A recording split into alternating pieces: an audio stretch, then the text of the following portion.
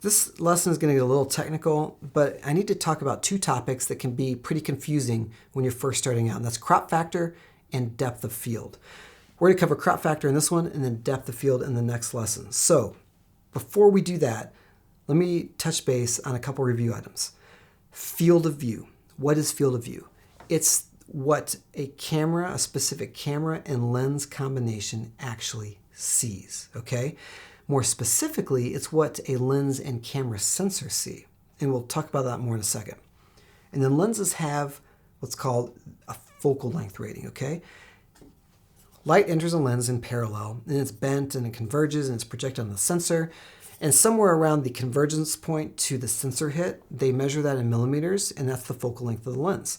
So different focal lengths do affect your field of view, right? But they also have characteristics like we've talked about with magnification and stuff like that that affects your footage, and they are very specific storytelling tools, all right? And we're going to talk about that more in another lesson. But with those review items covered, let's talk about crop factor.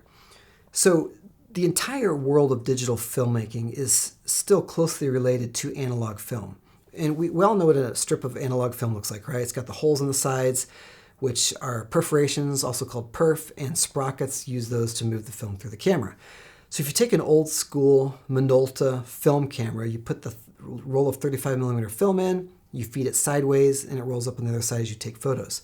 So each photo is about, I think, 8 perf on either side, right? So that's how large the 35 millimeter frame is. Well, cinema cameras take that same 35 millimeter film strip, but they feed it vertically through the camera. And then, so you've got the fixed width of the film strip, and then the amount of perfs affect how high the film is. It affects the aspect ratio.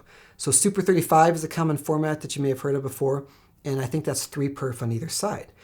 So with that, a Super 35 film is using a smaller area on the 35 film than a photography camera, right? Even though it's the same 35 millimeter film strip. So, or the strip might vary, but you get it. So all that to say, why do we need to know that? Because this relates to digital camera sensors. The size of digital camera sensors is determined with a crop factor. And that crop factor is used to compare their size to that of an 8 perf 35 millimeter film print, okay? So if you hear of a digital sensor called full frame, like the camera I'm shooting at right now is the Blackmagic Cinema Camera 6K, and it has a full frame sensor, and it has a crop factor of 1 because it's the same size as 8 perf 35 millimeter film. So it's a 1-to-1 size, no difference.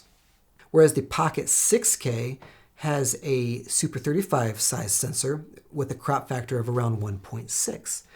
And so it's 1.6 times smaller than a full frame sensor. The Pocket 4K has a micro four thirds sensor with a crop factor of around 1.9. Now, what does that matter to us as storytellers?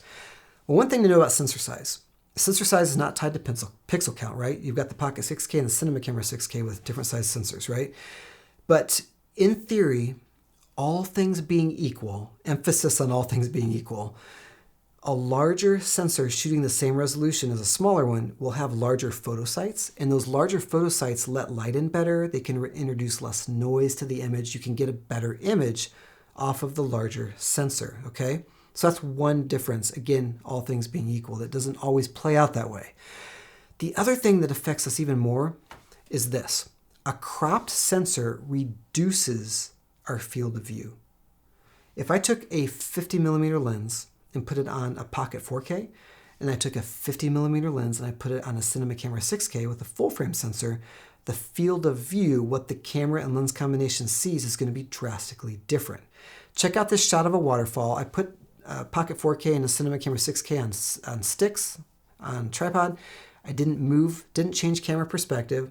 They both had a 50 millimeter anamorphic lens. You can see the field of view difference here.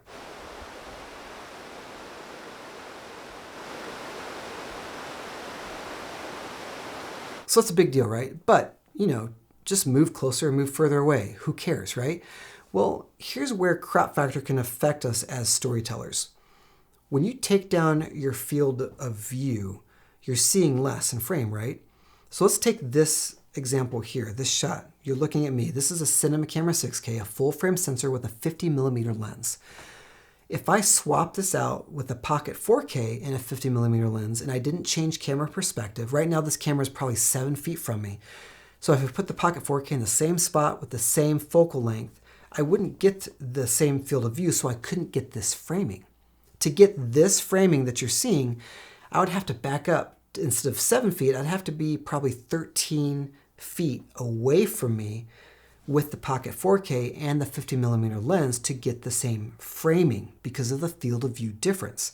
And so that can really affect you as a filmmaker, because even my office right now, I don't go 13 additional feet in that direction. I only go maybe 3 more feet. So if I had to shoot this right here with the pocket 4K, my only choice would be to go to a wider angle lens, like a 24mm. And that would give me a larger field of view which would allow me to get the same framing. And there's math to allow you to figure this. If you are on a cropped sensor, if you take the focal length times crop factor, it's going to give you the full frame focal length equivalent as far as field of view specifically. So with the pocket 4K, I take 24mm lens times 1.9 crop factor, that equals around 45. So that'd be close to a 50mm field of view. So that math is saying, hey, if you throw on a 24mm lens on your pocket 4K, it's going to have a similar field of view to a 45 or 50mm lens on a full frame sensor. And remember, we're just talking about field of view with that. We're not talking about the characteristics of focal lengths. A wide lens is still going to be a wide lens. A long lens is still going to be a long lens. And we are trimming some of those effects off with field of view changes, but you get it. And I ran into this in Reckoning. Sometimes I was in a small cabin or whatever, and I shot most of that movie on a pocket 4K. So there were times where in order to get the framing I needed, I had to go to a 24mm lens because my 50 just didn't have the field of view to get the framing, and I couldn't back up far enough to pull it off, okay? So that's one way it can affect us as filmmakers. But with that, again, I shot 98% of Reckoning on the pocket 4K. I used a 24mm and a 50mm. I had 2 prime lenses, and it was fine, okay? Because it's not like it introduces that much distortion. It's just a little bit. So it's an easy sacrifice for the lower cost rig versus at that time buying a full frame sensor with more expensive prime lenses, etc.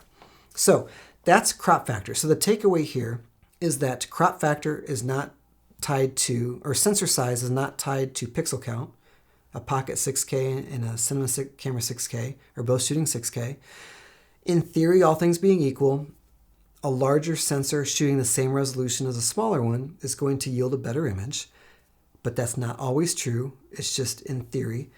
And then the other thing, the biggest thing, is that a cropped sensor reduces our field of view. And so we have to keep that in mind when we're planning our shots. Sometimes during pre-production, you might need to take your camera and your lens and just go try things out so that you don't have any bad surprises during production. Okay, hopefully that was helpful. Hit up the community with questions. In the next lesson, we're going to talk about depth of field, and we're going to learn how to control depth of field. And then also, we're going to talk about a misnomer regarding crop factor and depth of field. See you there.